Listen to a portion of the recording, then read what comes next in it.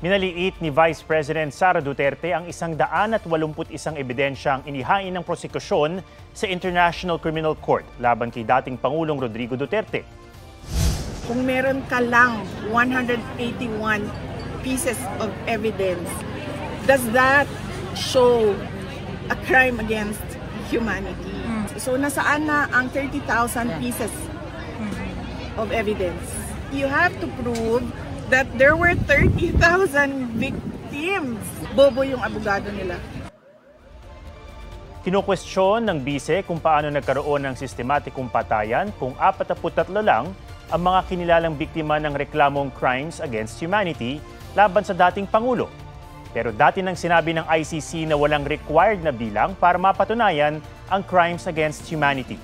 Sabi naman ng lead defense counsel ng dating Pangulo na si Attorney Nicholas Kaufman, kukumbinsihin nila ang ICC pre-trial chamber judges na walang jurisdiction ng ICC sa kaso para di na ito umabot sa confirmation of charges sa Setyembre. Susubukan pa namin kunin ang panig ng prosekusyon kaugnay sa sinabi ni Kaufman, pagamat dati na nalang iginiit na sako pa rin ng ICC jurisdiction ang kaso. Tungkol naman sa sinabi ni VP Sara, may hamon ng isa sa mga abogado ng mga biktima ng war on drugs. Inaanayahan ko si VP Sara na dumulog at humarap sa ICC mismo at sabihin niya yung ganyang argumento. Tingnan natin kung pakikinggan siya. In crimes against humanity, you do not need to name all the victims.